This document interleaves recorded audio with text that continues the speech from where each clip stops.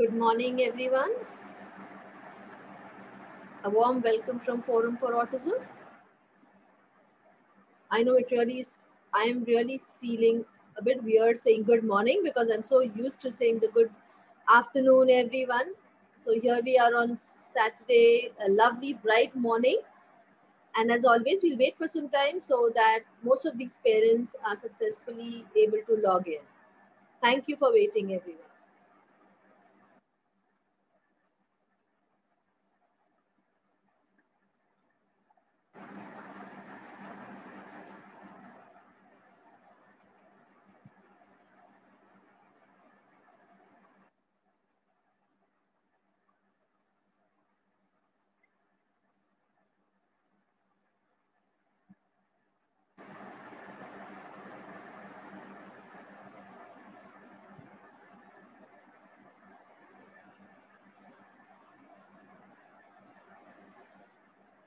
A warm welcome to all the participants.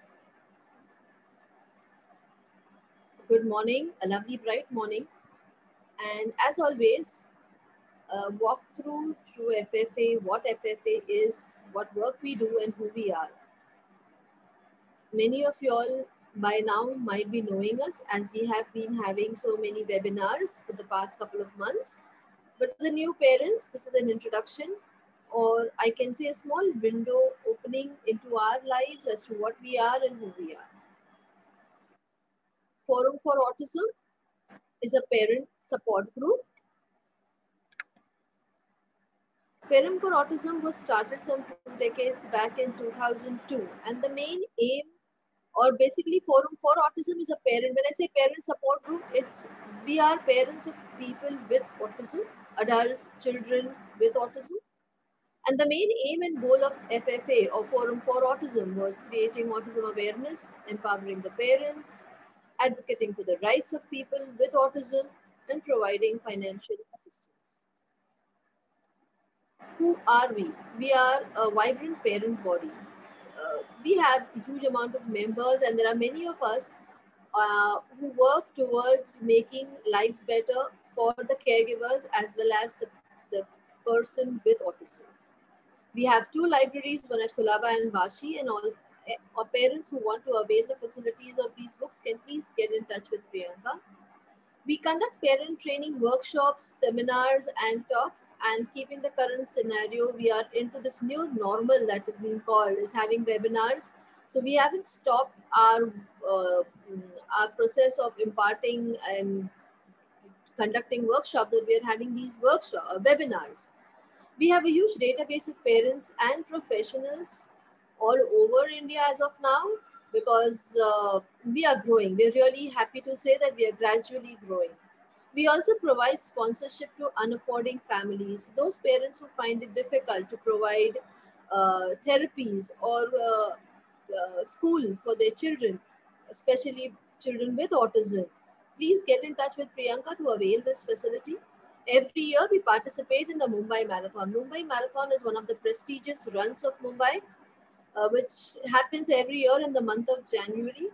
FFA have been participating in the Dream Run where we walk with our adults, and also our cause ambassadors, Chef Sanjeev Kapoor and Harsha Bogle, walk with us as they shoulder our responsibilities of creating awareness about autism. Some of the glimpses of the workshops that have been in the past. This is one by Sushma Nagarkar, developing a person-centric life plan. These pictures are of a cultural event. Cultural event is a platform where we have our young kids, children, adults perform on stage, be it singing, mimic, acting, dancing, playing any musical instrument. And this is one when we celebrated the Disability Day in the month of December. It was on the streets. This is something what is called as Malad Masti, and it's on the road. And we have people. The spectators are moving, and you can see people interacting with us, trying to understand autism. This is a parent to parent. Parent to parent is where we have one parent who imparts her knowledge, her success, her struggles with another parent, with a group of parents, and it's a great learning that happens. A good connect. These are links of some of the webinars that have happened in the past. Uh, Please, you can even go and subscribe the YouTube channel of FFA so that you get notifications of every video that has been uploaded on YouTube. These are a couple of with social stories, schedules, financial planning, vocational training. Every week we have some sessions with drawing and storytelling. All of these are available on our YouTube channel. Please join our journey, and if you want to, please connect with us through the number, the email ID, and our Facebook page. I would like to tell you about Ask. Ask is an adult support kendra. They impart, or they rather provide, counseling facilities for people with disability and also their caregivers. Anyone in wanting for this or wanting for counseling, please feel free to call up Munira Pitalwala. Her number is provided on the screen, or you can get in touch with Priyanka. An appeal for donation. All these webinars, which are happening for a couple of weeks, is all possible because of the donations which we have been getting from people around.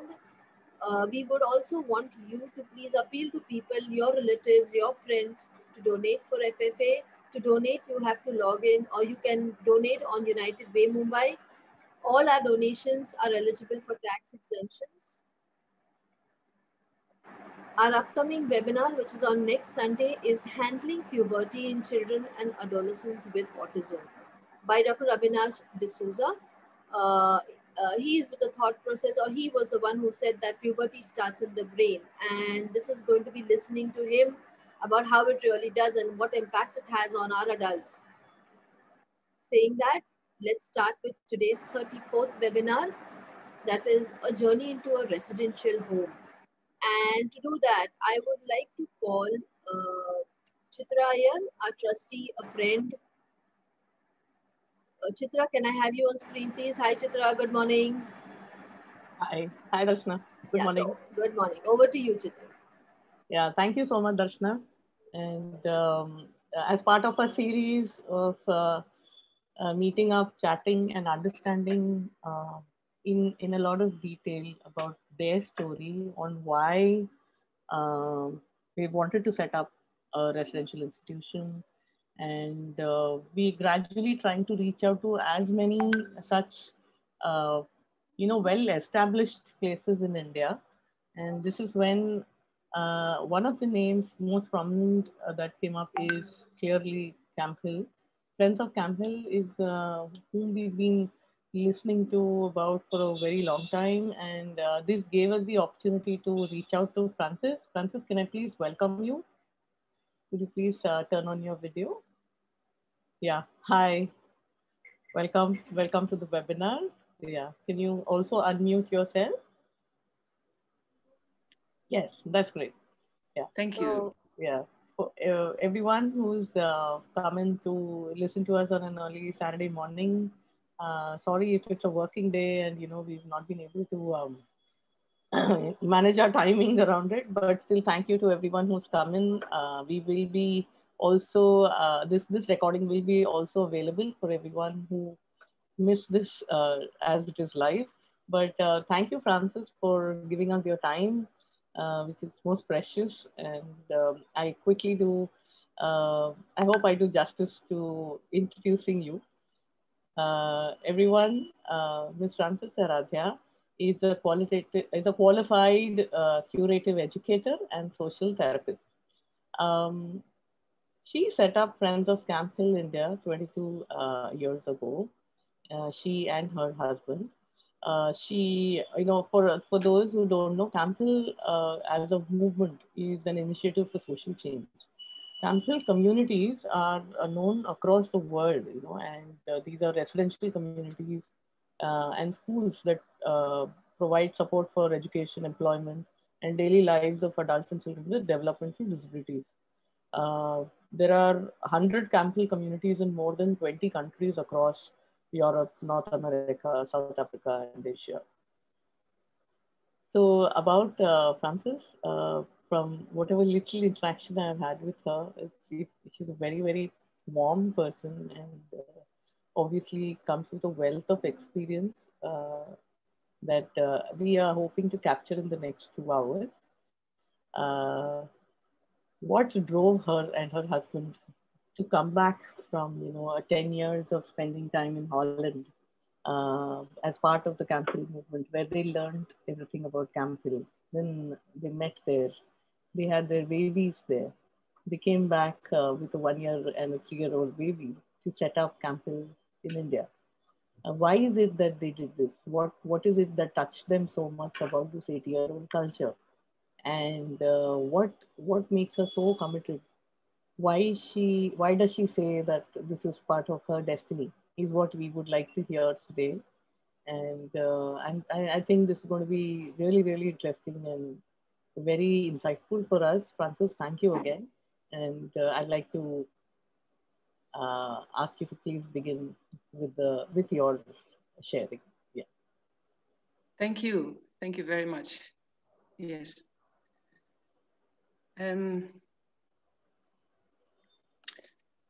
So a very, very good morning to everybody.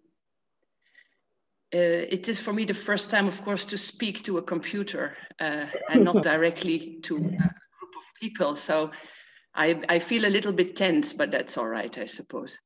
And yeah, what I want to share with you. As you heard, my name is Francis Aradhya, and I married an Indian man. And with him and our 3 children, we are living the last 22 years here in Bangalore in Friends of Camphill India. And before we came, we were staying in Holland in a Camphill, and that Camphill was called Christophorus. And in that Camphill, we, together with the whole group of co-workers, we took care of 90 children from the age of 0, I mean babies, until the age 24, more or less. And there I did my training. And my husband, after 10 years of having experienced Holland, he said, now it's time to go to India, because there's lots of work to do in India. And I feel actually I can spread my wings much better in my India. So with shaking legs and a very concerned heart, I packed up everything for my 2 little kids and myself and my husband, and we came to India. And there was a trust waiting. Actually, already a trust had started with people were interested to bring the Camphill impulse to India. Now, what many parents ask me who come to visit or who actually come here for an admission, they ask, what on earth made you to make this step? Why? And I want to tell you a little bit of some anecdotes that can illustrate that why. When I was 8 years old, just around 8, one fine day, I went to the attic of my parents' house. I cleared up the whole attic and I made play corners. A corner for dolls, a corner for artwork, a corner for playing games. 8 years, I was 8 years. I made in all these corners, I made something for playing. And then I went to all the neighbors. I rang the bell. I could hardly reach the bell. And I just rang the bell and I said to the mothers in that area, coming Saturday, you can bring your child to me and I will take care of them. And I even went for a very long walk on my own, first time alone, going to the city to buy a big pot of glue. My mother had given me some money. I went to buy this pot of glue and I still remember it so well. I came back. It became Saturday and not a single child came. Of course, I had to wait to have skills and to be much older to take care of other people and to take care of children and so on and so on. But somehow this was an expression of something that I brought with me, something that maybe all of us carry with us from before we were born, that there is a great longing to connect with the stream of compassion. if we look at today's world, the biggest stream is maybe at the moment an electronic magnetic web around our Earth because of all our communication via the computer and the phone. But there is another more subtle and more beautiful stream that is also weaving around and through our Earth. And that is the stream of compassion. And I think that when I came to this earth, that I had a great curiosity to connect with that. Of course, at 8 years, you don't know that. But just that anecdote showed me something of later on when I looked back, that I carried this longing in me. And then it went to sleep for many years. I had no idea. I really had no idea that this was going to go somewhere. But then I started to sort of dream a little bit about houses with courtyards and sharing with lots of people and so on. Now, to make a very long story, not so long, shorter, my destiny brought me in contact with Camphill in Holland. And the first few weeks, I was so impressed and so happy to see all the special needs children there. And I noticed that something in myself was allowed to speak, which I had never felt before, that was allowed to speak. Because our normal education and our normal upbringing is actually all in service of what we call the mainstream and king economy and making it big and so on. And science, but this stream where you can connect yourself very intimately, that is hardly addressed in the way we grow up. So when my destiny brought me to Camphill and I entered there and worked there, I felt a huge response inwardly. And the first Christmas that I celebrated there, because it is of course in Europe and the Christian celebrations are maybe the only thing they have. So we celebrated Christmas very intense. And the whole hall, there was a big community hall, and the hall was filled with 90 special needs children of all ages in wheelchairs and supported by all lovely young volunteers and co-workers. And then the celebration started.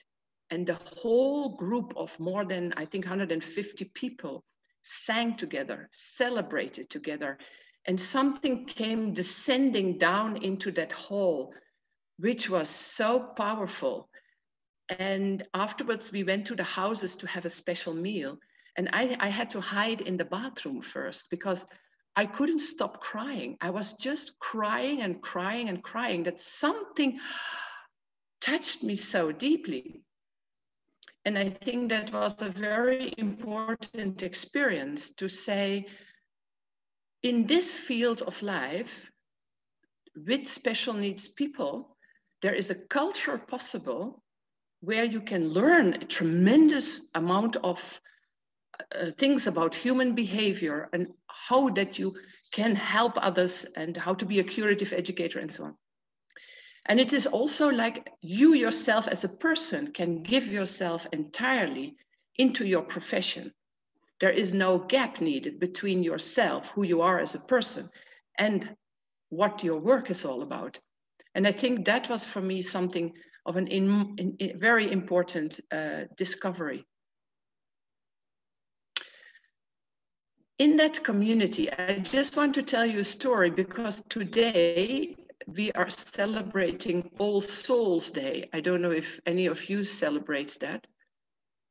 Sorry, I bring again something from the Christian background. We celebrate here in this community just about everything what we can celebrate from all the streams of life. But today we celebrate All Souls Day. And there is something that I wanted to share, which was adding to this deep inspiration that the Camphill life was providing to me. And I don't know if you people can see this. Wait, if you can see this picture. Can you see this picture or is it too shiny? Can you see it? Can you take it behind a little more? No, it's too... Too much shine? Maybe. Okay. Now on the picture, there is an angel. I think everybody knows, no, what is an angel? A shape of an angel, not that angel. In my community in Holland, we had the habit that when any child would turn 14, in a very special function, we would give them a copy of the New Testament. Mm. That's not something that I personally would do, but that was a habit in my community. Mm. But to make all children feel that it was their personal book, we also put a spread of cards, of art cards on the table in the center. And all the children who received such a holy book, they would also pick themselves a card, an art card, that they could insert in that book with their name so that we could distinguish whose book is whose book, because they were all the same books. And next to me in that particular moment, there was a 14-year-old boy with autism. His name was Aryan, and a very special boy. He was actually very high on his toes always. I'm sure that all of you are familiar maybe with the constitution that Aryan had. And he was walking high on his toes. He was not verbal, but he could sing amazingly well. He would sing every song a terts higher, just along with us. Any new song, he would pitch a terts higher, and he would sing perfectly the whole song. And he was already 14 and not continent. So it was a real big challenge to help him with his day-to-day affairs. And somehow when it was his turn to pick his art card, very determinedly he stood up and he went on his toes, he went to the table, and with one direct grab on the table, he took one card. And that was this card of this angel. He took that card and we put it in his Bible. And then the summer came, and myself, I was that time was pregnant of my second child. And after 7 months, actually, the baby died in my womb. It died inside. It died in the water, so to speak, in me. And of course, I was out of work for some time to digest this and to come to terms with this. And the day I came back to work, the community, my house community in which Aryan was living, said to me in the morning, "We are going on an outing." And okay, I said, "I don't want to come on an outing. It's my first day of work and I don't feel like going on an outing. Shall I cook food and you go for the outing and I will stay back?" Fine, and I stayed back and the group went on the outing. And already when they left, I thought, are the boys who are in charge, are they well prepared? Because they had left 2 crates with food and juice behind. But never mind, there was nothing I could do. We didn't have cell phones that time, so I couldn't phone them up quickly, like come back and so on.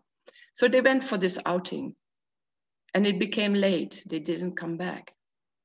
And then finally I got a phone call from one of the persons who was in charge of this outing. And he said, "Something really terrible has happened." I said, "What happened?" He said, "Aryan, he was in the water with all of us swimming. And one moment he escaped from our attention. And somebody else who was in that lake swimming said he saw a young boy just jumping and jumping and jumping. And at some point he disappeared in the water and he never came up." And so actually my friend Aryan, that day he drowned in that lake. He also died in the water. And we brought him home and we put him in the living room, and the difficult task was to inform his father, who loved his son like anything. Fortunately, we had a very good relationship with the father. And then it was rest hour. The other children who had been in this trip, they went to sleep. And one young girl, after the rest hour, she came out and she said, Francis, in my dream, a huge angel came who lifted Aryan out of the water and lifted him up. And she was so happy with this image. And this girl was not particularly outspoken with such things in normal day-to-day life. So it was like, oh, what she's saying. And then we all started to remember the card that he himself had chosen, an angel card. Then his father came. We shared the shock and the sadness.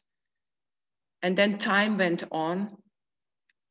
And father and us, we built up this picture of this young man who was 14, who was going to go into his puberty and not being able to become continent. We tried everything. He was big diapers he had on.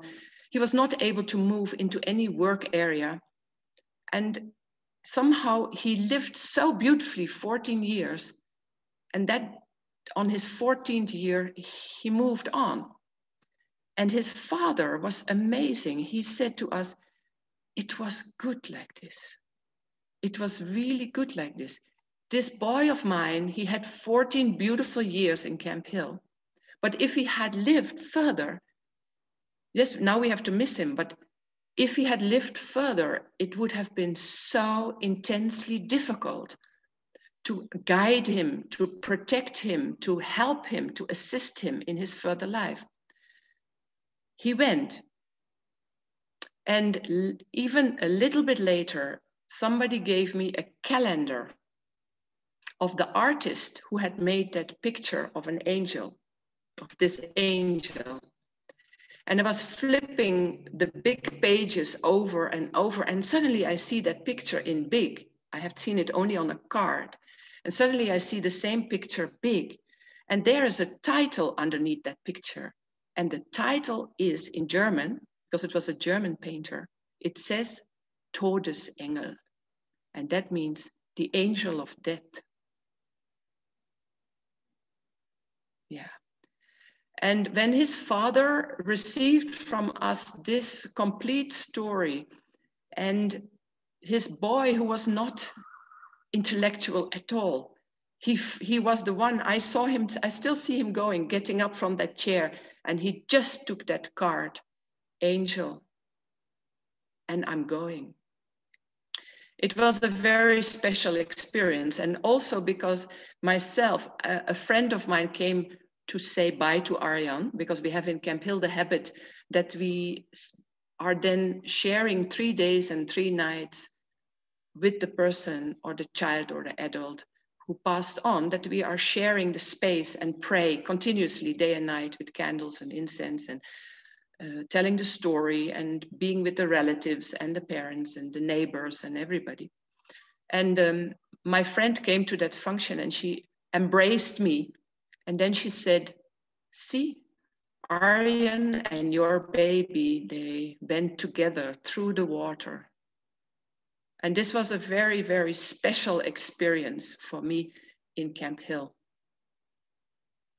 And I learned also from that life is not always about how long is it.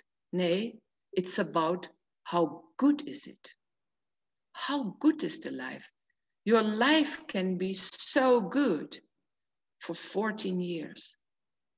And then you have gathered so much for leaving this earth and bringing it together and make yourself ready for a new incarnation. And this is something that is in our Camphill movement, some basic understanding that disabilities are a part of a journey of many, many births. That we are having to deal with a disability. All of us will have to deal with disabilities in one or other of our lives. And so that is what, in this life, we are seeing. Maybe now I am maybe Francis and I live together with all the special friends. But actually in a deep essence, we're all on the same journey of trying to gather humanity, to bring about humanity, to connect with this stream of compassion through which we really erect the spirit of what it means to be human. And that is something that became for me the most highly motivating factor to bind my destiny with special needs people, because they are the ones who help you to go this journey. And then it becomes a mutual sharing. My happiness and my strength that I receive from them, I can utilize to facilitate environments and learning situations and guidance so that they can live on this earth with us and contribute also with work and with their unique kind of essential innocence that they add to this world. And there is something in that. And my husband, fortunately, shares that with me. Really, really, really touching and wonderful, wonderful, journey that you've shared with us. Very, very, very. I mean, I think it must have brought tears to many people's eyes. Very emotional. Yeah. Moving on. Yes, ma'am. Yes, and yeah. this 22 years in Friends of Camphill India were started by a group of people. We are a very strong group of trustees and people from all walks of life who actually don't know much about special needs people and who know not much about Camphill. But we have a personal connection. Every board meeting, they invite Ananta and me to sit in the board, or somebody, for example, yesterday, my son was also invited to come in that meeting.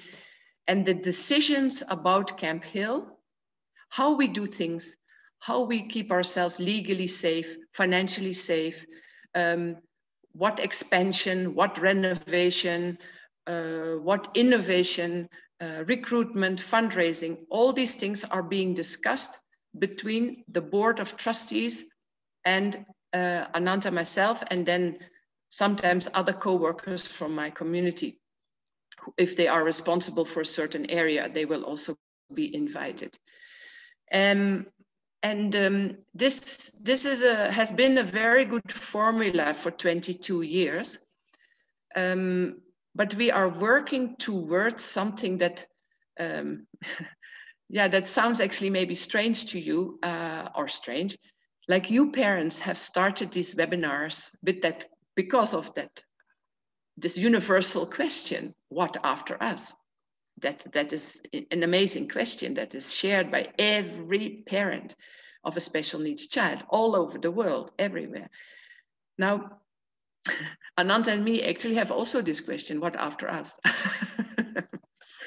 But so in that sense, I am very happy with this meeting with all of you, because it opens my mind also tremendously of how to professionalize, because the professional side of safeguarding the future of Friends of Camphill India and becoming a decent organization that has all its professional sides in place and has a recruitment system that will be safeguarded for the next so many decades, because we want this place to be the home and the workplace for everybody who joins Camphill. It will be for their lifelong.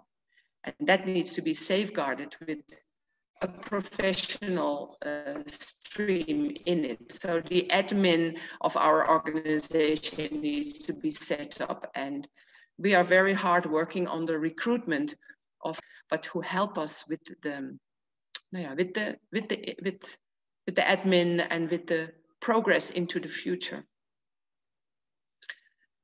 So like that. Maybe it is a good time to introduce you to all my people with whom I do my live sharing. I'm not sure if my children are on it. I have 3 beautiful adult children. And it is interesting, they are now young adults, or my son is actually already quite a big adult. And they found it at some point also difficult to be in a life sharing community with special friends, because they also said, yeah, how can I take my friends home? And they have all these prejudices about these crazy people in our house. And yeah, and they were a bit scared to share their life with their friends from school. I think there's also a familiar story for parents. And there was a hesitation. But when they became adults and started to leave home, what they gave back as a feedback on their experience of their childhood was amazing, was simply amazing. The love and the affection that they actually feel towards special needs people is something that will stay with them the rest of their life. And they have lived together with more than 300 different people. So this is a very rich experience of bringing your family into such a culture of life sharing with special needs people. It is really wonderful. But you won't see my children on the video, I think, or here and there somewhere, it doesn't matter. But you will see beautiful young volunteers who come from all over the world to help us, and from India, a lot of people nowadays. And we have some really sturdy Indian co-workers who are with us already for many, many years. Really and looking know how forward it to goes. see the video. Yeah. So it starts in the morning. I tried to, the volunteer Navaneet, who made the video for us yesterday, he started in the morning and ended in the evening. It's just a Friday where we start with a prayer and coffee breaks, and we clean our houses and we go to our workshops. And in the evening, we close again with a prayer. And this gives you a bit of a glimpse. I hope that it is not too long. Much of your time, it's 10 minutes actually. And I want to suggest put your sound on 50%, not too loud. Yeah, so please go ahead, enjoy, and I will try to do my best to share the screen.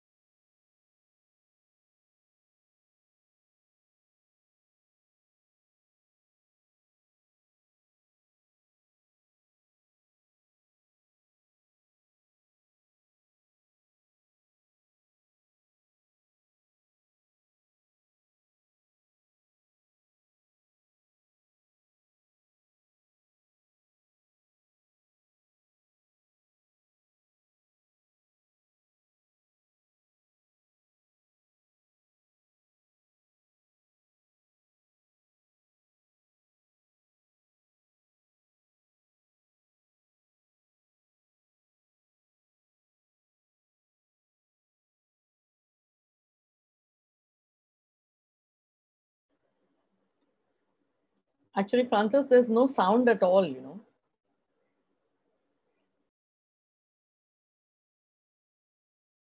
I can't hear you. Can you please unmute yourself?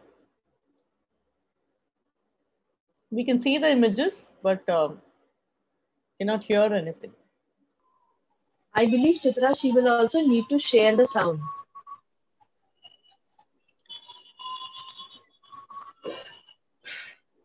It's coming now or not? No, not yet. The images are very clear, Now? but no sound. No sound. Yeah. Why would that now be? You can hear it? You can hear? I hear it. Yeah, she will need to share the sound. Chitra, she will have to share the sound.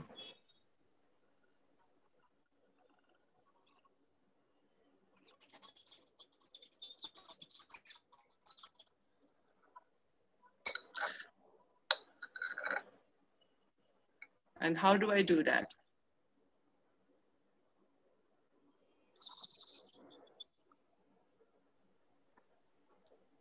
I think we'll have to just see the images. It's okay. Now, basically, there is only music behind. There is Yeah, no that's text. okay. That's fine. We will just see the images. No problem. Oh, then maybe I can tell you what you see. Okay. Yeah. This is okay. This is our Friday morning house cleaning, and everybody has a job to clean the benches, to clean the tables, to sort out the laundry baskets. All the laundry comes in these baskets, and people take it to their rooms. Okay. Sweeping the shoe rack, all very familiar house jobs, Right. done by everybody. Cleaning the floor of the kitchen.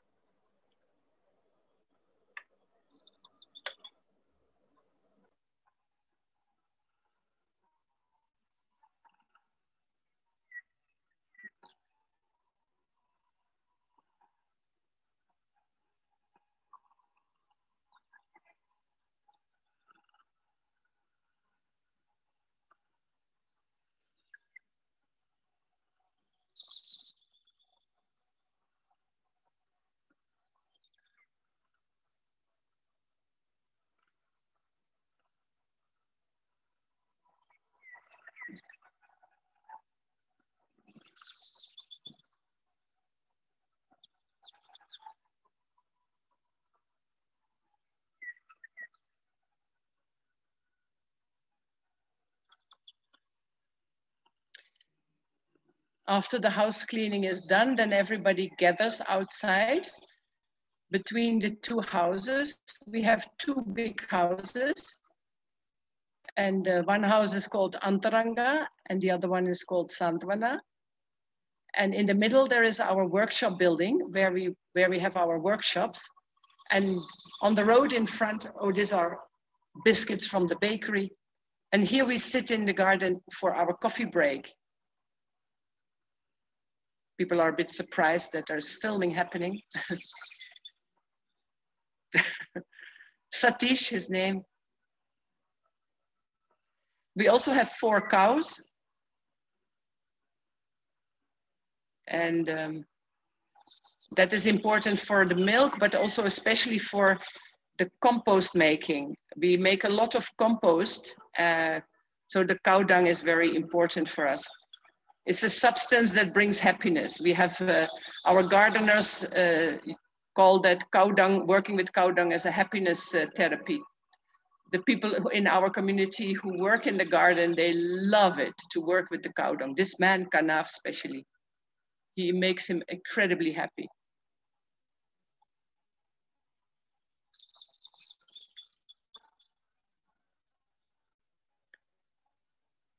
This is inside our workshops. There is a textile workshop. There's embroidery work, there is weaving. This is our workshop building inside. Some free time activities. This was just a little fun moment that they put together.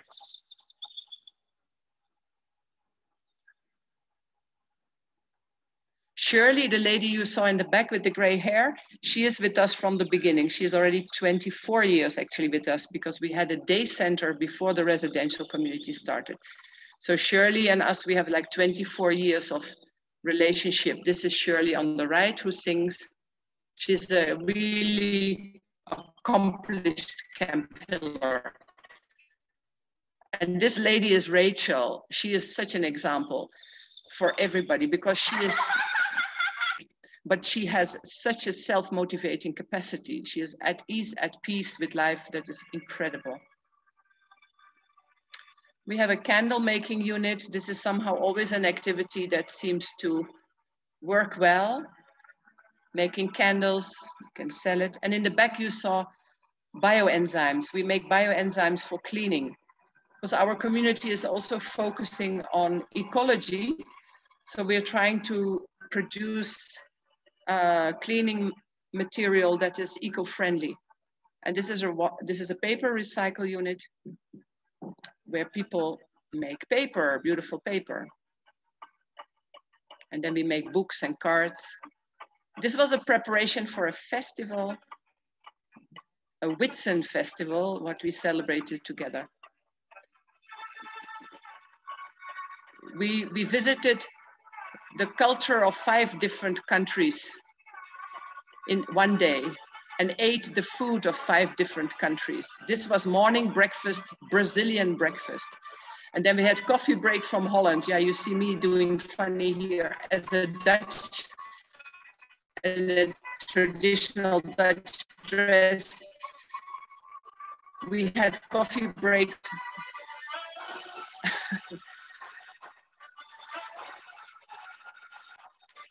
This is our bakery. Twice a week we make full wheat bread for the community to consume here.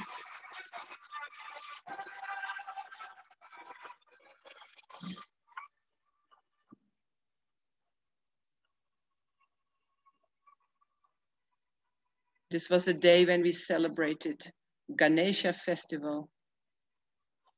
It was the end of the day almost.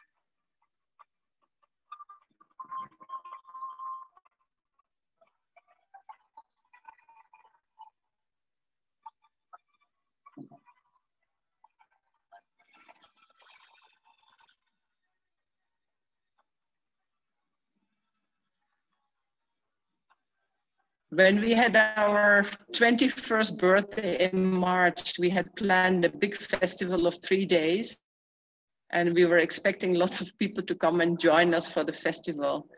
And then it got canceled because of Corona, of course. But we made all the preparations, and that waving on that bench was on the day when we actually celebrated with a small group of people our 21st birthday. This is the closing of the day with a prayer and a song, and wishing each other a very, very happy good night. And in the houses, we have then one of the co-workers doing the night watch. So that in the night situation, because we have opted for male and female residents in one house, so we also have to supervise the night situation and also people with epilepsy and so on. So there will be always one of us sleeping on the same floor where the residents have their rooms. We have a courtyard, and around the courtyard there are rooms for 2 people each. So 2 special friends stay in one room, and they have their own shared bathroom. So that is the man on one side of the house and the ladies on the other side of the house. And the co-worker sleeps then in the middle of the courtyard, I mean in a special room, to keep the night situation also calm. And if somebody needs help, can offer that help. Francis, looks like the video is a little stuck. Yeah, I'll stop it now. If you could Correct. please, no, we couldn't see Thank we couldn't see what you were talking about, the rooms. No, the rooms, he didn't film that. Yeah, Okay. Sorry about that. No problem. He didn't do that, but I just thought I'll tell it. While that last shot was just one shot of the candle, and you couldn't hear the song or the prayer, so I filled it with a bit description. Okay. Yeah. Yeah. Yeah, that was really nice to see how the whole day went for the adults. Yeah. So would you like me to start with questions for you, or would you like to? Good. Yeah. We should Good. start. Yeah. Yeah. That's great. So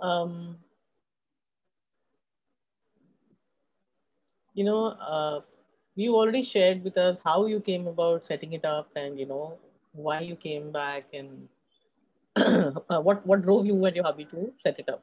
As on today, how many children or how many special needs adults are there at Camphill? This community is already for many years full, and that means full means we have 24 people with us. 24. 24. So we are just such a small kind of community. Our impulse is very small. The welfare department comes sometimes to see us, and then with the tick list, they say, okay, quality is okay, quality is okay, quality is okay, but quantity is not good. You have to put bunk beds, you have to make it double the numbers.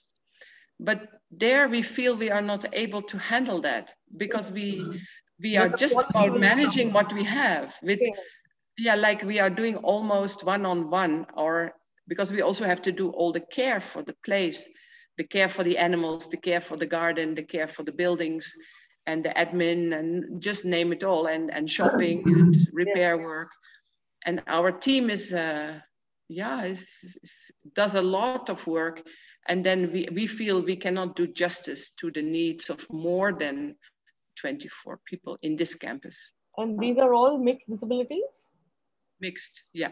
Completely mixed. The one limitation that we discovered is that our infrastructure is not very fit for wheelchair users. Okay. That we have discovered, yeah. Right. And your sorry? Nay, go ahead.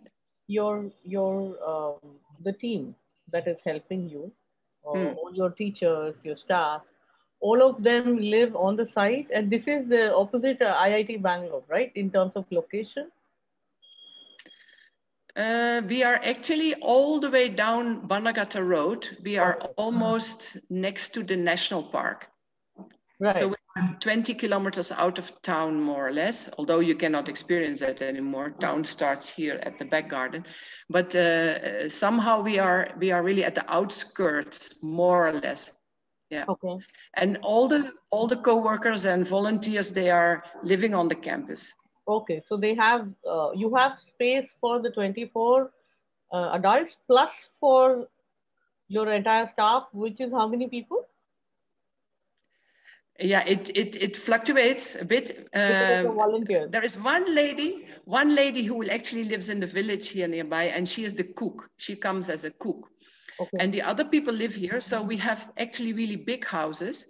And on the ground floor, there are these rooms where the residents are, and a big living room, and a space that is our dining room, kitchen. And then upstairs is an apartment where myself, my husband, and my children live. Okay. But in the basement of the house, where I am now sitting also, there is a big library and a study room, and the rooms for co-workers. Okay. So these are very often young people from abroad also. We have a lot of volunteers. Now I have to tell you what is, you introduced me also saying that Camphill is also trying to be a social renewal impulse. And I would like to say something about that. I think we all are struggling with this concept of mainstream. If you use the word mainstream, then immediately so many people fall off the board. Yeah. True. And that is somehow such a terrible concept, mainstream, because we all know that that mainstream is basically where money is being made. That is what we call mainstream. That is where economy plays the major role in mainstream. Education, anything we learn in life is very focused on that mainstream to perform there. And if we say, okay, we have mainstream and we have people who are out of the mainstream, then we have a very big tension, because all the time everybody tries to become part of that mainstream. Cost what cost, and it gives so much tension. If you are differently constituted, if you are not, let's say, constituted for this mainstream, that you can handle the tension in such a mainstream, because the mainstream is the most mentally challenging stream that we have. You get terribly mentally challenged with the traffic jams, with the tensions, social tensions, with your money problems, with your taxes, with the politics, with the, just name it all. Outside there, if you think about that, then there's a lot of space for a lot of other things. But anyway, in the Camphill, the whole picture of let's say mankind is that we are thinking in a circle of different constitutions. So if I give an example of a polarity, that we say, okay, here at the North Pole, we put, let's say, extreme epileptic constitution. And at the South Pole, we put an extreme hysteric constitution. Then all of us will fit somewhere. All of us, all of us, everybody fits somewhere on that circle. Some people more inclined to an epileptic constitution and some people more to an hysteric constitution. But everybody fits somewhere. And that is also internally uniting people, that the differences are just a difference. But in essence, we are all part of this circle of mankind. And that is also something what is important. And to understand that and to experience that and live that, Dr. Carl Koenig, who was the initial doctor who started Camphill, he said it many times. He said, if you want to change the world, you have to bring as many young people as possible in contact with special needs people, because that will make them change. They will start thinking out of the mainstream. They will see other things, and they might actually sink a bit closer to their heart. And then they go back into the world after 1 year, and they will become dentist or plumber or artist or musician, but they've been there. Yeah. They have seen it. They have been touched by the innocence, by the by sometimes this incredible helplessness or this incredible vulnerability. They have learned about their own vulnerability. Yeah. They have learned to be courageous. They have learned to get on with life. And they look at somebody with epilepsy every time a big seizure comes, and they stand up and say, what's next? What are we doing next? What a learning that is for young people to see whose will is so feeble at the moment. Everybody is used to getting everything with the click of the thumb, and the willpower is weak. And now when you show them a person with whom they do life sharing, who falls down every step on the way because of the epilepsy and stands up again and says, what are we going to do next? I think these are gifts that these young people get for their life. Learn anywhere. You don't learn anywhere, but I think I'm telling you things that is very familiar in a parent group like yours, that you are gaining things that you cannot learn at university. You gain things that you won't necessarily learn in the mainstream, but you learn them when you do life sharing with special people. And with those skills, you can meet just about everybody. I have met the most amazing parents of special needs people. I bend down to them, absolutely. I touch their feet, if you ask me. Not that I do that so openly, but inwardly it feels like that. That I feel their journey and their transformations as people is so respectable, is so genuine, is so deep. Not in the first years. I'm talking about parents who have really gone through the real battle, struggle, acceptance, finding ways to hold yourself, to hold the whole family. There's so many steps, but yeah, you people talk about that, I'm sure, many, many times. This holding out of this destiny point.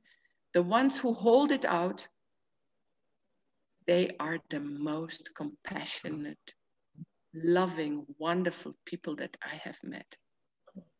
It's amazing. That is just amazing. But it is a path of struggle and pain and fighting and incredible, how can I say, the resistance on the journey is high. But without resistance, no willpower. Without pain, no deep feelings. And without challenges in our thinking, we will become so dull and fall asleep. So I think it is just an amazing kind of experience for all these young volunteers and for Indian co-workers. We have people, yeah, for example, a lady who lost her husband. So what can I do with my life? Oh, I can continue to be part of a family.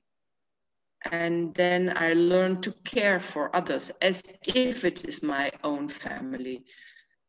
We don't own anything in a Camphill, nothing. I joke, I say sometimes, yeah, when Ananta and me leave, we have a carpet, 2 boxes with books, and maybe 3 boxes with clothes. And that is what belongs to us. And the rest belongs to Camphill. But we care for it and that's a great feeling that you don't own anything. So also when we go for the last departure, there's not so much burden. I feel like that. It's like a great thing, actually. Yeah. Amazing. That's really, really, really amazing. So much for us to just, let it go in and absorb what you're saying, Francis. Yeah, I'm sometimes maybe a bit intense. I hope I don't make it too intense, but my life is like that. My life is intense. I deal all the time with people, and every person wants to learn how to be human. Everybody. Everybody wants to learn that. How can I bring out my potential as a human being? How can I become loving? How can I get out of my laziness, out of my jealousies? How can I get out of my stubborn mind? How can I learn all these things? And with this dynamic of every morning, yes, we get up, okay, there goes the day. Our special friends have no problem with that. They are they are the first ones to get up. They are the first ones to go to the function. They are the first ones, not everybody, but in general. And they leading the way. They are the ones who lead the way. And the ones, we have also individuals who find it very difficult to be with other people. But they are actually the jewels in the group, because you have to deal with them with love and compassion. If you try to do it in a different way, it really doesn't work. You get it straight back. No way, I'm not cooperating with you. I just don't get it, your language. Francis, how big is Camphill in terms of space today? You said there are two houses and you have the workshop in the middle, and there are 24 residents. I'm just repeating what all you said, and therefore I think all around 20 staff plus volunteers also. No, the total group of co-workers is around 16, 17 people. Okay. And that includes very often a group of about 7, 8 young volunteers who we take along in this learning process. And we have, let's say, Indian staff. We are 7 of us at the moment, people who are really settled here with our own families and our just really committed to this work. And we're living on 1.7 acres of land, which is not very big, but the architects with whom we spoke before we started building, they listened very well. And they asked all the time, what do you want to do inside your buildings? Because then I know how to design the house. So we said we need space, we need light, we need air, and we need space for everybody to also be a bit on their own. It became big houses, but very livable. I mean, really livable, and wonderful possibilities to be alone and to be together. So the architect did that really well. And now we have bought 5 acres of agriculture land near Mysore. Okay. And a guest house is getting ready on the 10th of November, where 12 people comfortably can stay. So then we will go with a group from here and we go to that land and we set up vegetable gardens. There are already a lot of fruit trees. And then we try to connect also with the Mysore community, where people then come for working experiences in terms of agriculture and cooking. So this is all that's being cooked now. This is in the making. This is being, very enthusiastic ideas.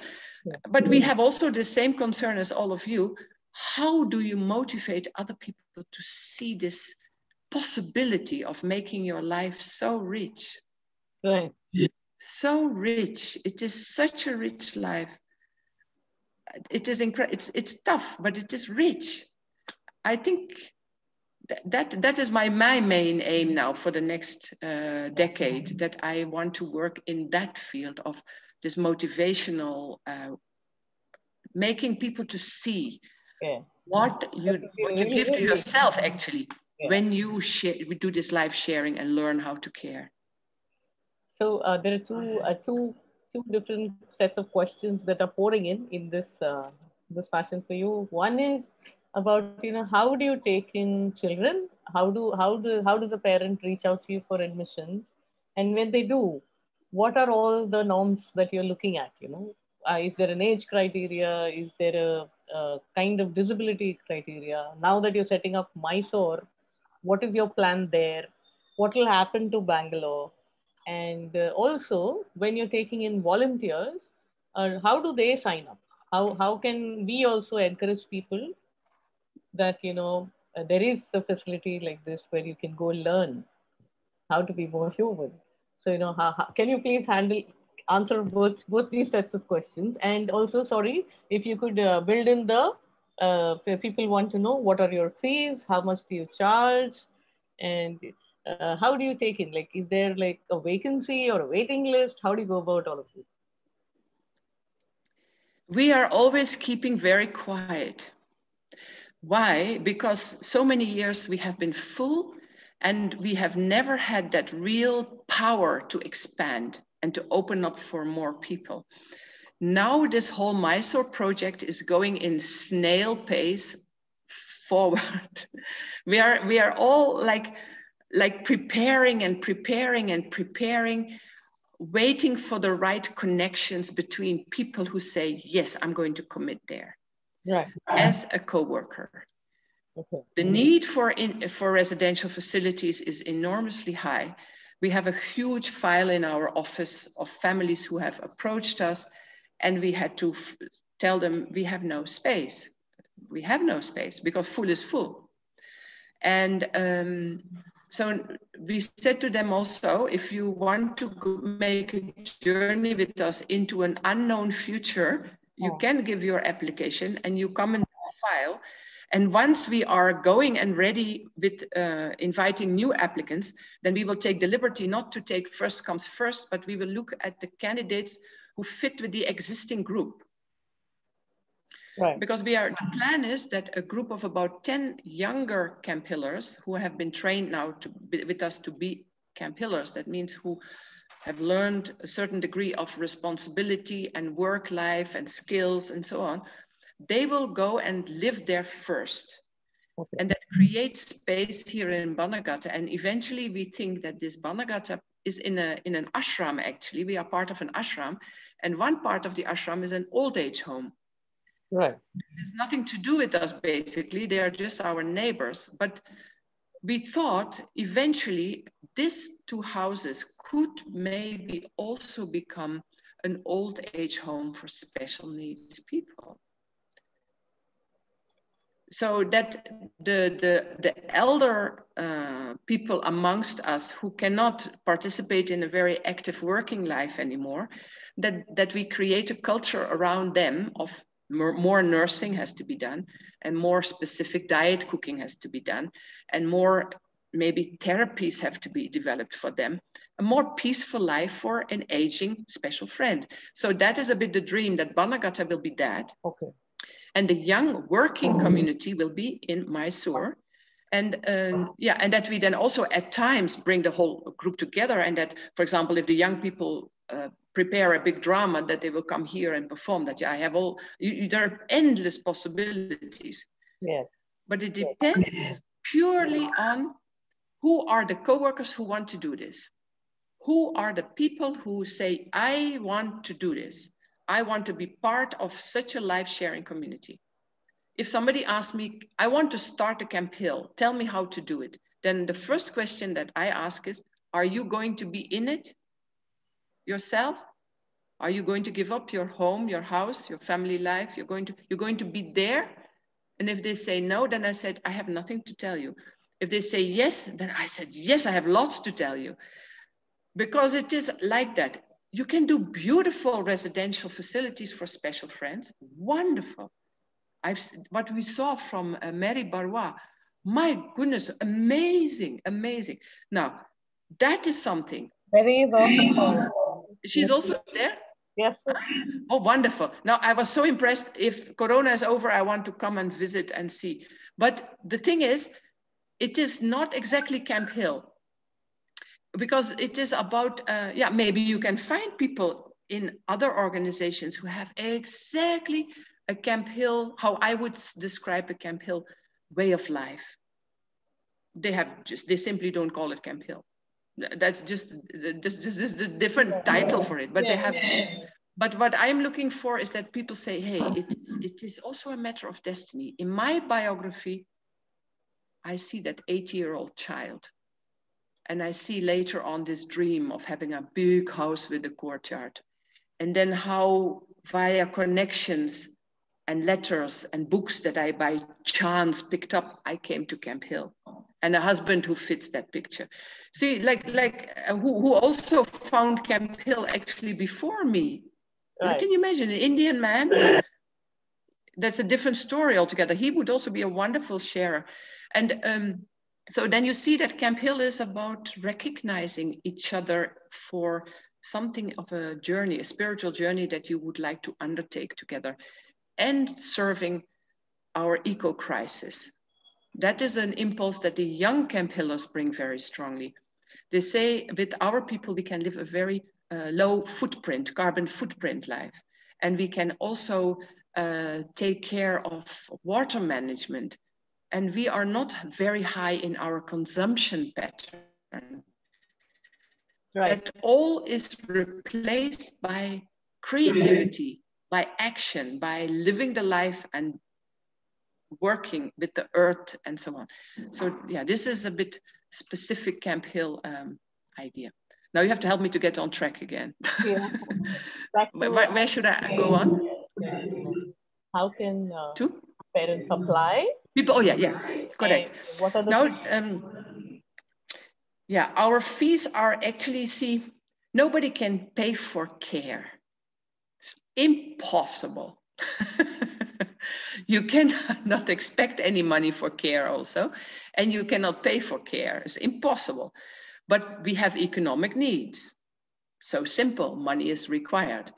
So we ask our parent body at the moment to give monthly a contribution of 8,000 rupees, which is ridiculously less. But that's what we ask. 8,000 per month to help us to run the organization. With the fee, with that money from our parent community, we are managing about 30 to 40% of our expenditures, our running costs. That's all. And the rest comes from fixed deposits that we have made, and we draw interest from that, which was very well working until about 5 years ago. Now it doesn't work exactly anymore. But we used to be having a good balance. The parents' contribution plus our fixed deposits and the interest from that we managed, not anymore. So we have started to work towards fundraising. We are working with fundraising. And we are doing appeals to organizations to support us with parts of our project, also inflow of funds for our running costs, day-to-day running costs. Yeah, so this is something that is going on. And to go back to what parents want to know, 8,000 per month is what we are asking now, but we think it is actually unrealistic to have, for that amount of money, a residential place for your son and daughter with work, with everything, a full-fledged life with organic food, with, But we also don't want to ask more, but we always say to parents, if you wish, you can give more, because that's the support for the organization. But we have a kind of a basic figure of 8,000 at the moment. And we have also people with us who have no family. So there is no income from them. And then we find sponsors. People who say, okay, I will pay that basic amount every month for this particular person. We have 3 people at the moment who are supported like that. Yeah. There are questions who would like you to help them in Chennai. In Chennai? Mm-hmm. So this is something, I guess, after your... What is happening in Chennai? Whether you would like to, would you be willing to go help them? Maybe they can contact... Yeah. Something. No, we can. I'm always open to receive their interest. What are they looking for? I have no idea whether I can help. I just need to know the question first. Another question is, how can a parent... But yeah, if we look at admissions... Sorry. Can I still say that what we have sort of formulated for an admission? Yeah. When a family applies, We invite them for a first visit where they can sense the place, where they can see the place and the infrastructure. Then we tell them, you go home, you discuss whether you want to pursue this further. You fill in an application form, send it to us. We discuss it in the team. We give a half a day interview if we want to pursue it further. They come with the family and spend half a day with us. Again, it goes back to the co-workers team. We discuss and we say, can we give this person a trial period of 3 months? Okay. And in some situations, like, okay, with people, with individuals with autism, we have given trial periods of a year, up to a year, because we felt 3 months is not enough for them to settle down. They need much longer to settle down. So we have sometimes extended that. For other people, 3 months is enough. When that trial period is over, we look at a few things. One, is the person willing to be here? Yeah. The family might want that, but can we sense that they want to be here? Because we had once a lady, she was put with us, and she wanted to live in Hyderabad, not in Bangalore. And she fought with us for more than a year, and she won the battle. Finally, she went back to Hyderabad. She was happy, but not really happy, and she went back to Hyderabad. So does a person want to be here? And that comes, you have to sense that, very subtle sometimes, because people can sometimes not say it. Then, are they in a process of development? Are they growing? We look, are they growing with who they are? So does it make sense for them to be with us? And the third step is, do they fit in the existing group? Is the existing group able to integrate them? Because of course, sometimes a new person changes the whole constellation and affects everything. So that's the third question. Does the existing group have the strength to integrate this person? And then we also look at the coworker's strength. Can we say yes to such a person, let's say, for a very long journey? Do we have it in him? Do we invite them to become Camphillers or not? And then we ask the families also, of course, do you want to go this journey with us as a family? We need your support. We need a good relationship with you.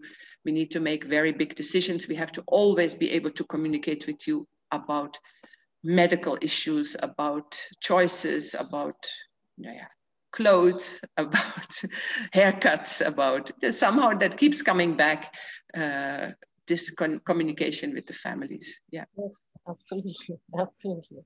Yeah. Also, so when the family has decided that they want to come and be with you, are they part of the decision making along with you? Like you said, you have a board, right? So is there like a parent support group that you expect the parent to be a part of, and they also share their thoughts and their ideas with you? Also, have you what would you say to any other group who's trying to set this up? That what is the right way of thinking about this? So there are a lot of families on this group who in the future would like to set up smaller, say maybe for 5 children, for 5 adults, or for 20 adults, like you have shared about how beautifully you have this whole process at your end. What would you share with them in terms of how should they think about going about doing this? When you found this place in the outskirts, it was great. But here, everyone has to start again from scratch, right? Like they have to think about, do I need to set up something within the city? Do I need to do something out in the outskirts? Of course, every single city has a different challenge.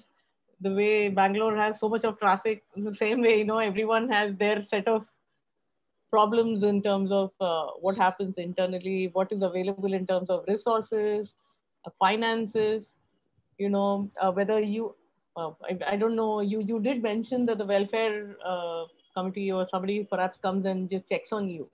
So do you have the government stepping in to do anything? Do they trouble you? Do they help you? Or, do you get any assistance? So if you could just share on how people who want to set up from, say, scratch, how should they think about this? Okay, maybe I combine a little bit your questions. For example, in our board of trustees, we have, since a few years, we have siblings of our special friends. Because we also realized that the original board was people who had actually hardly any real need, personal need for this Camphill impulse to go further. They supported, but personal need was not there. So we thought we have to bring in siblings, because our families, the parents, most of the parents are already a little bit older, and they are also in need of care. And somehow we thought we'll target for the younger generation, so the siblings. And so we have 3 siblings on our board. Am I telling that correct? No, sorry, 2 siblings on our board and we want to replace some of our older trustees. They are thinking now for that, to have a parent on the board of trustees. I hope I find the right words to say this.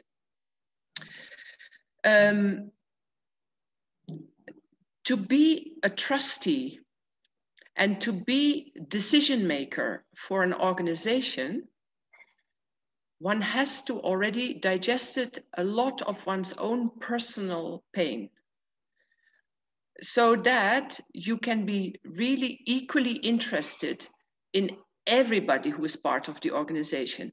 Because somehow in the beginning, it is really a lot of concern about my child. I mean, when I remember how I was a parent for my children in the school, I think the teachers couldn't stand me. I was only talking about my children, you know, my child, my, that was the most important thing.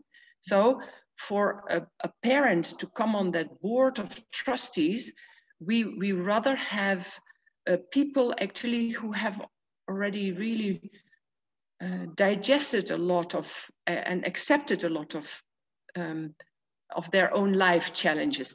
And so that they can then also say, okay, we are at home, we are non-veg, but I can understand if you want to feed a whole group of people, that my son will also have to eat has to eat vegetarian, because for the whole group, it's much easier to eat vegetarian food rather than non-veg food. And I'm just talking from our choices. And just as an example, that everybody can recognize, like, okay, you want your diet to go to your child in the future also. That's very, very deep rooted kind of expectation, food. And this is very difficult to compromise on.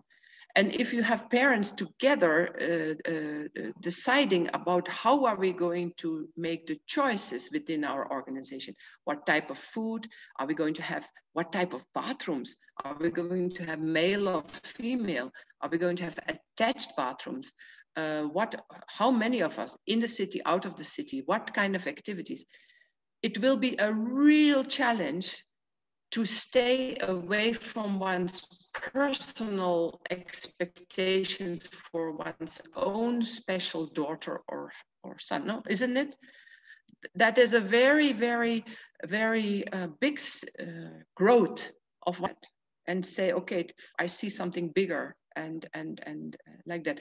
So, but the parents are there who have that, and they will be wonderful board members who take the major decisions for the future of our organization. So that is one thing. So starting a community with parents together is a very big challenge. I would say bring always an objective outsider into your group. Somebody who knows the field in and out, but who can also bring some objectivity into the choices, because I would say that is a very vulnerable arena that you enter together if you want to start something together. All these choices, yeah, what type of food? No, yeah, what I just spelled out, all these points, you know, can I compromise on these things for the sake of a bigger whole? And the other question of inside the city or outside of the city, city life is tremendously challenging. Our sensory world is getting overpowered, really tremendous. It's really sensory, very challenging. And the nature is calming.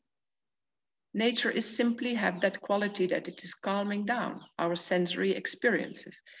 So a city is an extra challenge, and a nature environment is a support for your work. It doesn't say that this is not possible or that is the most ideal. No, I'm not saying that, but I'm just saying nature is a support and city life is an extra challenge. But people can handle that.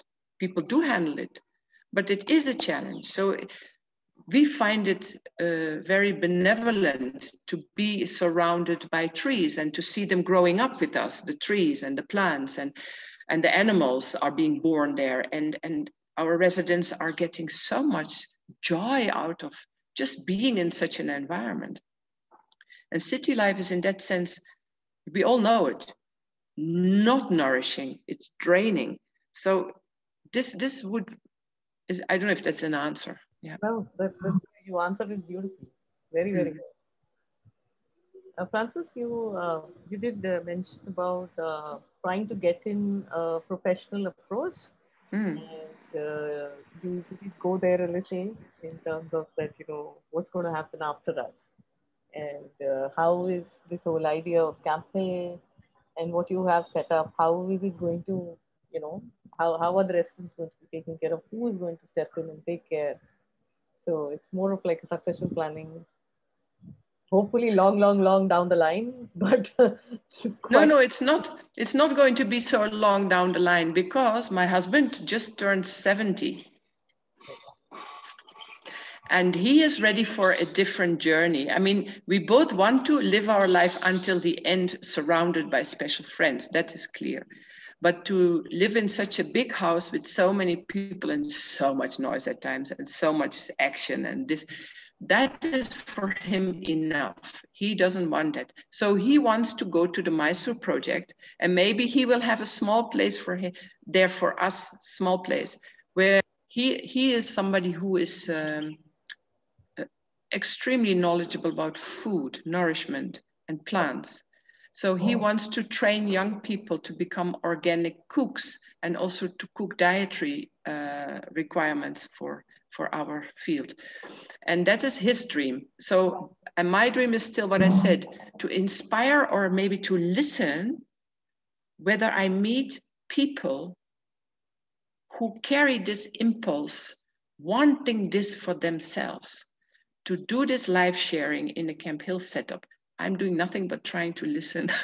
If I meet people who are interested in making their life work in such a way. That is what I'm trying to do, to listen to that. And if then I find people, yeah, we do these courses. We have 3-year courses, wonderful courses, I find. They are really wonderful courses for people to learn about curative education and social therapy. But I cannot say I was very successful with having a lot of coworkers coming out of those courses that settle down with us. They are elsewhere in other organizations, which is also fine. But for the residential, yeah, that means really bring life in the fold. And that is, you have it in you or you don't have it in you. I would say like that. You want it for yourself, then you can do it because you have to have that will. If otherwise, just don't do it because it is 100% or nothing. You can't do this half-hearted. I think one of the parents would like to have a word with you. I'll just unmute them. Okay. I think they've already met you. This is Mr. Chakrapani and Sangeeta Chakrapani. Oh, yes. Yeah. Hello, Sangeeta. Sangeeta, would you like to, can you please unmute yourself and talk? 1 second. Yes. Hello. Yes, yes, please. Can hear you. Yeah. Hello. Yes, Sangeeta. Hi, Chitra. Hi, Sangeeta. Can Francis hear me? Hi to you. Yes, I can hear you. I can hear you. I'm sorry, I'm not speaking to hear your voice, Francis. I'm speaking to share your story, which I have experienced. But I think this is very important for other parents to also experience through me. So can I speak for a minute?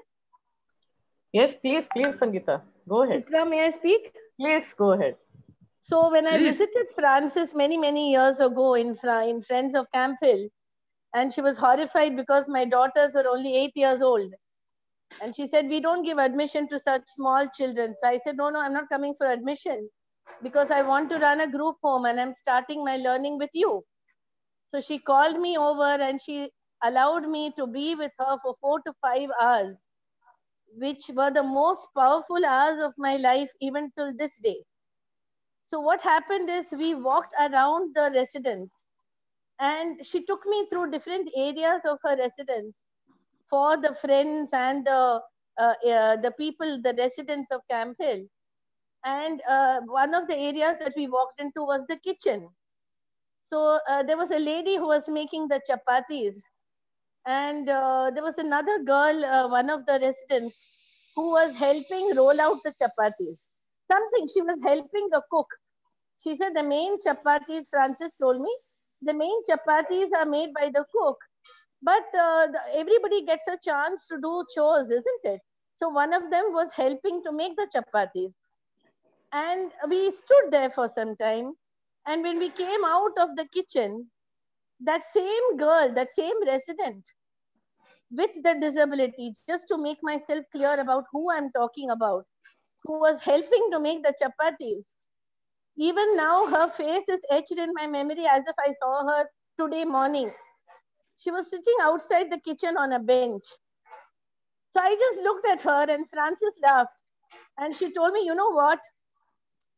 This girl sits outside the kitchen every day because the chapatis are getting made for dinner. Lunch was already done by the time we went. So she said, chapatis are getting made for dinner. And sometimes, these are the more, please listen to these words carefully. Francis said, sometimes the cook gives her a chapati. Sometimes she doesn't. But this girl waits every day for that extra chapati, like a treat, you know? And Francis was very casual, laughing and telling me that, you know, sometimes she gets an extra chapati, sometimes she doesn't. So this was, to me, this is what a home is. See, it is not a hotel into which our children are going to stay, where everything will be given by room service. In a home, sometimes our children get a bourbon biscuit, sometimes they get a parle ji, sometimes there is no biscuit. It's a part of life. The fact is, whether are they safe, are they happy, are they in a family, are they being loved? Not whether they get all their material requirements fulfilled. Sometimes it happens, sometimes it doesn't happen. I came home and I thought of my daughter Lakshmi, who loves her food, you know, and I thought of Lakshmi with Francis waiting outside the kitchen for her chapati. You know, it was just, I just wept and wept, thinking of my daughter waiting outside the kitchen for her chapati. Sometimes Lakshmi will get a chapati. Sometimes Lakshmi will not get a chapati.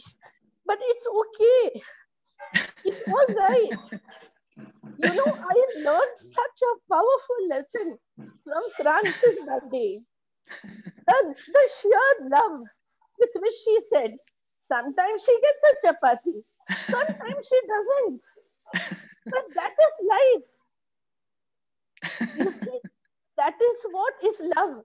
Love is when you don't get everything perfectly, but are you safe? Are you with people who care for you, who know whether you are happy? Not a tick in the box. Did you have a bath? Did you brush your teeth? Did you change your clothes? Did you change your sanitary napkin? Okay, fine, go to sleep. No. Love is when you know each other, when you look at each other and you can read the emotion. And that is what I saw in Francis that day. So as parents, I just want to share with you that this is a very important lesson for us to learn from her. What to look for. When we look for a home, what are we looking for? Are we looking for a hotel or are we looking for a home? We have to be able to distinguish. And that's what Friends of Camphill is about. It's a home. It's not a hotel. Thank you. Thank you for giving me a chance to say this. I have lived with this for 8 years. Sangeeta, this is Darshana here. And I've been listening through silently this whole thing, but I'll tell you, you have even answered, or I think I'm going to carry this sentence for next of my life because I don't want Varun to get everything from wherever. He has to learn also to wait for things in life. Just because he has autism, things Yeah. shouldn't be on a platter out over Yeah. there. So beautifully said. Thanks, Yeah. Francis. Beautiful. Thank you. Thank Thank you, you. Francis. Thank you. Thank you, Sangeeta. Thank you. I don't think I have it in me to say anything. That's all right, Chitra. It's all right. Take your time. But Yeah. it was so beautifully put by Sangeeta. It was like, Sangeeta, wow. what you said, I mean, everyone on this group and everyone we know as a parent, everyone is looking for a home. And the whole idea of getting Francis or Mary or Aparna to share their experiences was to talk about how they are genuinely, doing this and helping us understand um, how you very beautifully put it, Sangeeta, that we're looking for a home, and each one of us is looking to set up a home for our children. Um, yeah. Anything else you would like to share, Sangeeta? Hello. Can you hear me? Yes, Sangeeta. No, it's just that whatever I learned from Francis that day, if I start talking about it, Francis won't be able to talk. But I just want to say that I met her, my daughters are 16 years old. They'll be 17 this January. I met her when my daughters were 8 years old. That's when I started working on the project for a group home. And even now I continue to work on, because I have a very tough life partner who keeps putting conditions, you see. So it's not enough for me to want a group home. I have to meet all his conditions. But what I learned from Francis that day, those are profound lessons which influence the way I do all my work for every person who I try to serve at together. Every program I make, everything I do, because what I saw there when I interacted with the adults there, it was like looking into as if somebody had given me a magic wand, and I could see these children whom we continue to think of as children even when they're adults. I could see them 20 years from now. I could see them without their parents, and I could understand what they actually need and what we are trying to do. There is a very big gap, and we need to bridge that gap to the extent possible. I'm not trying to say that we should work ourselves into a frenzy because of it, but we need to be grounded.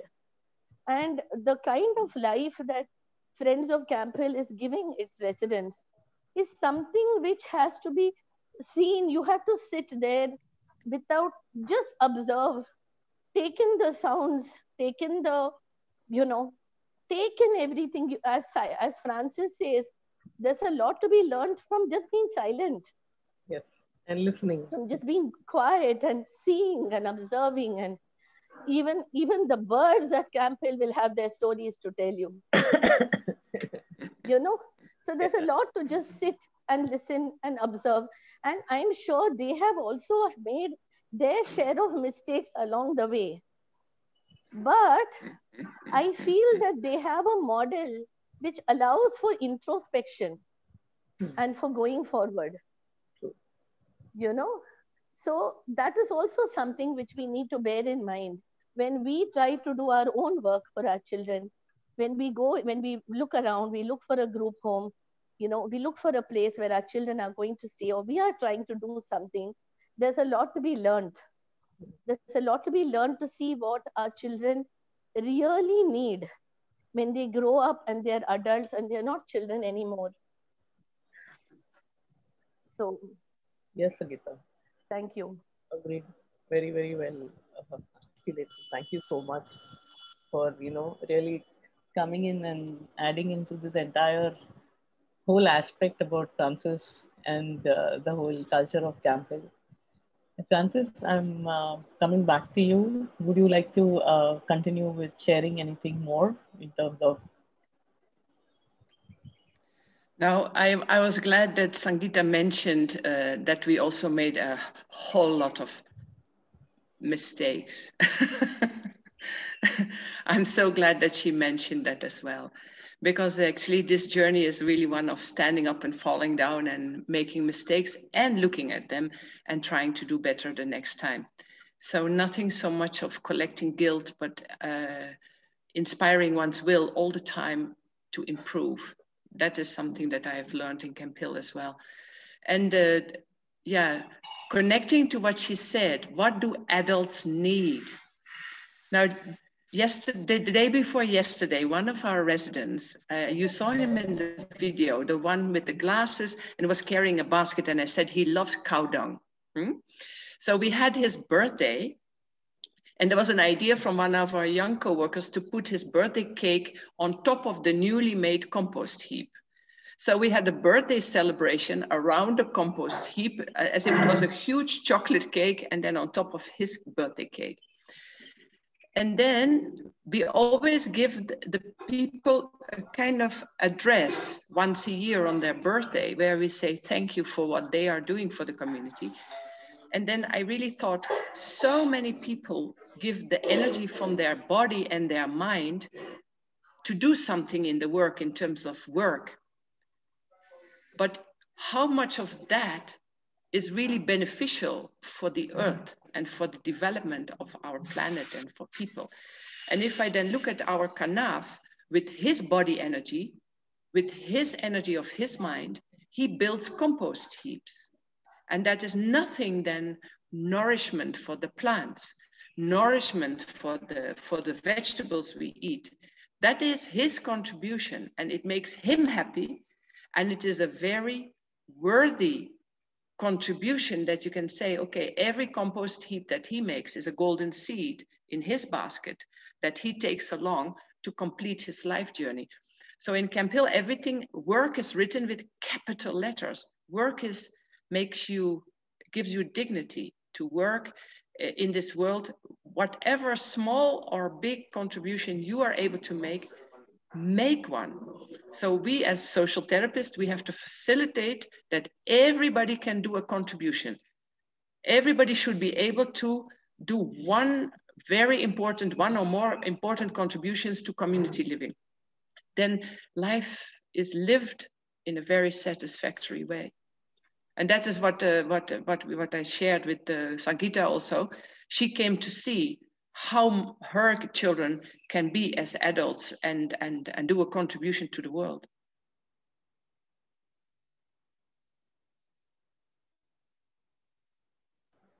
Yeah, so there's another question that's come from a parent asking, apart from donations, how can a parent contribute more? I think they're talking about Camphill only. Yeah. Okay. Now, our parents are not so much contributing in terms of being here and working with us. That is not something that we have cultivated very strongly. It has also to do with the distance to the city. And it is not easy. There have been parents who said, can I come to do work in your workshop, in the textile workshop? Can I come to help with cooking? I said, yes, you can, but it is always tough, the travel up and down. So this usually fiddles out after some time. But I think any parent who feels like contributing with their skills, especially skills, we have really the hands are so important. The head skills are in our community limited maybe to the admin and the organization of the whole work. But for us, the actual work life is based on hand skills. hand and heart skills. It is like really working in a bakery, baking bread, textile workshops, gardening, making compost, and waste management, all very down to earth activities. And if a parent has such skills, we always welcome to have people coming, but it should always be for a long period of time and on a regular basis. Otherwise it is chaotic and then it doesn't help us. The other thing about how do volunteers come in? Volunteers, we have few platforms in the world where people know about Friends of Camphill India, and volunteers apply via that platform. And then we screen their applications. They have to send us a life story, a motivation letter, photos of themselves, and I want 2 references from people who know them very well. If I feel then that I have a good sense of the context from where they come, also a good sense of their family situation and their background, then we will invite them to come. If I do not get enough information, not enough clues, then I will always find a little bit more out about them, because coming all the way to India, and I cannot say after 3 days, oh, it doesn't work, go back. So I have to know that beforehand. So, but volunteers from India, we also say 3 months trial period.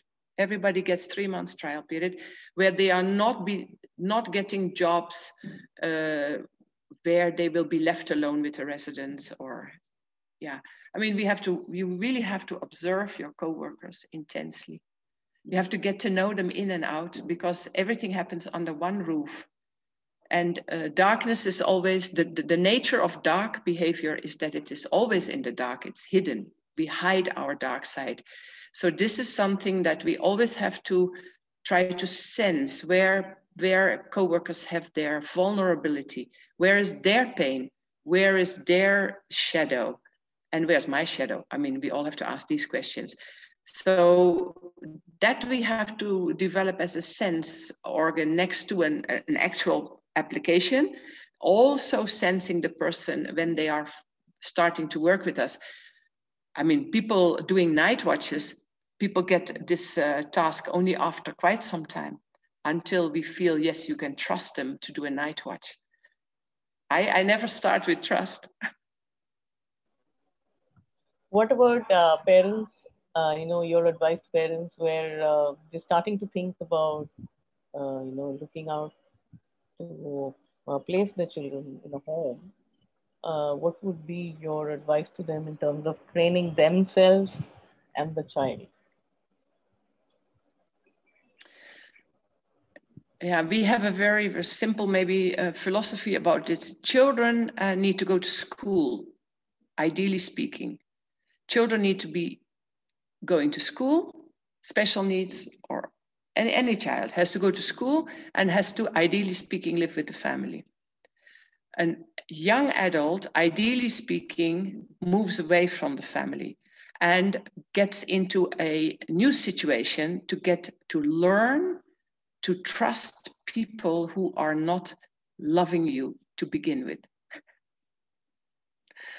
That sounds maybe a bit mysterious, but it is like that, you know. We all have to become an adult. You have to learn to trust people, either in your work situation or your co-students or people you work with, or a new in-law family, just name it all. All these things we have to learn to trust people who do not love us to begin with. They don't love us. You have to build up a relationship where love can grow. Yeah, and that is something that is also the same process for adults with special needs. If they stay with their own parents, it is very difficult to make that shift, to learn to really trust others. For example, when you have headache, you have loose motion, vomiting, or you have your problems, and then to trust that other people can also take care of you, that you don't need your mommy for that.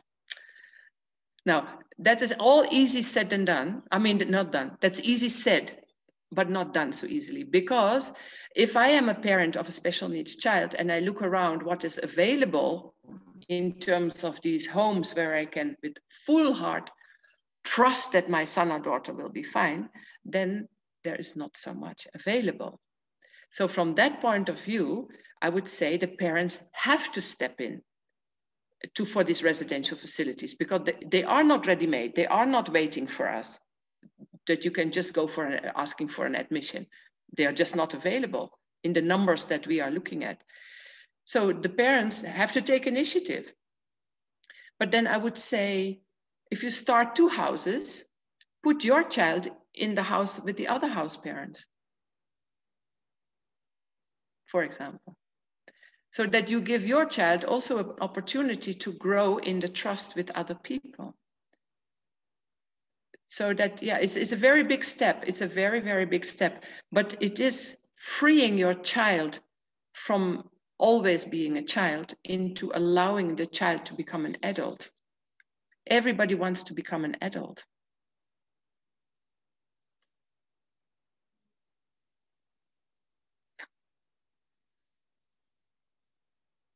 Yeah.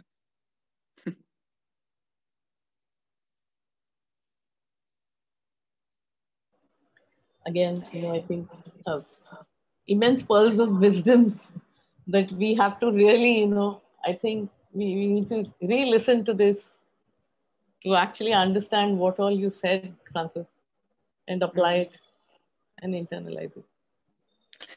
Yeah, but listen, actually, really, I want to be very careful with all this, because I'm speaking with enthusiasm about my experiences, team. And there are so many rights in how you can go about it. And I would say to parents, trust your intuition, trust what you feel about things, and go ahead. Nobody is going to do it for you.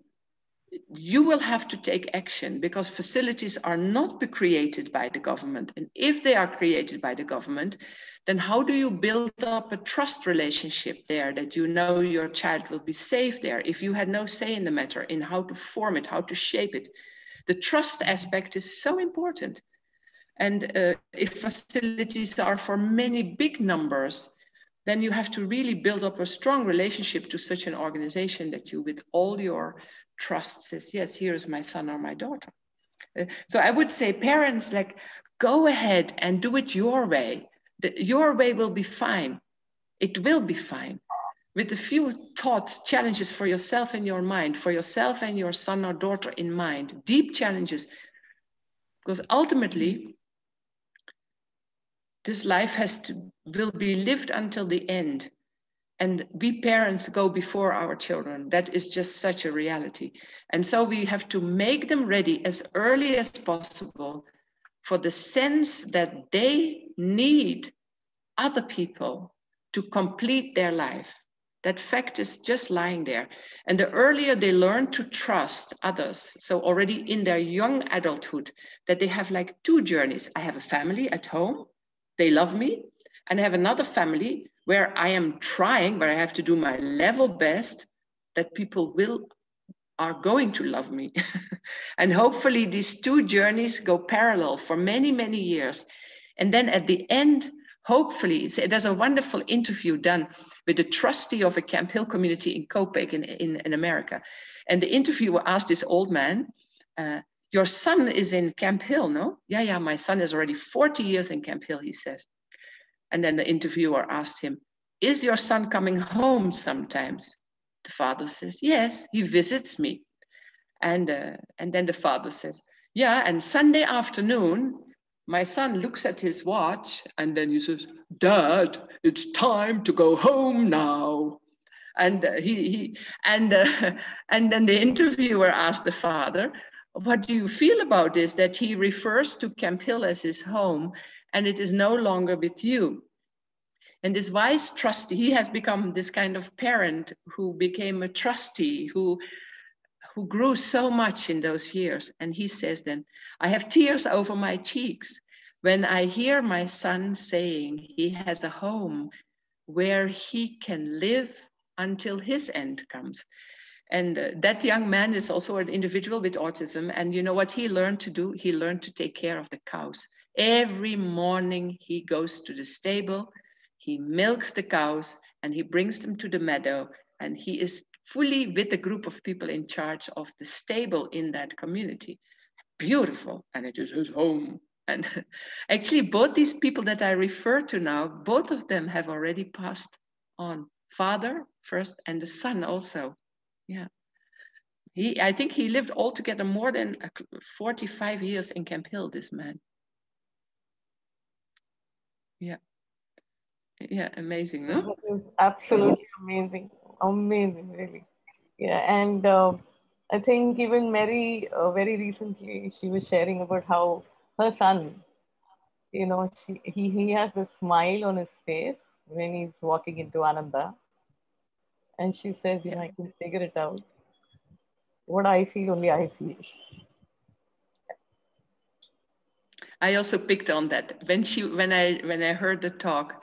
I also heard that there was a little star. Yeah, there was a beautiful moment in the contribution that gives dignity and happiness and peace of mind when somebody goes in with a smile and says, "I'm going home." I'm amongst my friends. Sangeeta is also saying the same thing. That's exactly what she was. You know, somebody who at Camphill told her that I go to the US for a holiday with my sister every year, and then I come back home. Yeah. So Francis, this is really, really wonderful. Thank you so much for, you know, such a deep down, you know, I think very, very, I mean, it touched our soul, whatever you spoke. For everyone, I would like to run a poll. Kindly please share your feedback with us about how you felt about this webinar. Francis, I think you're going to get a lot of calls from people, and whoever attended and whoever is going to watch this video, and they're going to really come back to you for lot more, lots of guidance. And we are so blessed that we have people like you in our lives. And you have touched us over this digital space, you know, without being with you personally. I mean, I don't think anybody would have had this kind of an impact. And, you know, we felt so connected with in just such a short, hardly 2 hours, 1.5 hours, 1 hour, 45 minutes of, you know, such soul searching, intense talk that you shared with us. Thank you so much for sharing all your experiences, your personal life, about your own family, your husband, your children. We thank all of them for being in your journey and helping all the children. Thank you. Darshana, you want to say something? I just want to say thank you. Thank you. Really, it was an amazing. I truly like, you know, the silence makes you learn a lot. And I think for the last 2 hours, I was just silently listening and taking in even Sangeeta's input. Amazing. Thank you so much, Francis. Thank you so much. And I am looking forward to surely come to Bangalore and visit Camphill. Like, it's really, I want to do it. I think all of us Thank you. want to meet Francis and just sit, like Sangeeta said, for a couple of hours with her and just listen to her. And Yes. that will be life-changing for us. Yes, get enlightened and come back. This session was definitely life-changing for me. Sure. Thank you. No, but it was for me also. I could actually sense it was for me. I said no. The first experience to meet on this platform, but I could almost feel everybody's presence somehow. It was a real meeting, and I have no picture of anybody besides you three and Sangeeta. Something we have done together, which I feel was really a wonderful thing to do on a Saturday morning. Yes, absolutely. Very, very wonderful for us, and you know, you're being very kind. Thank you. Thanks, Francis. Thanks. Thank you. Thank you, and Thank all you, the best to Francis. everybody. Yeah. All the best, Yeah. everyone. Have a lovely day. Thank you. And best wishes. Yeah, best wishes. Bye-bye. Have a great day. Thanks. Bye-bye. Same to you. Bye.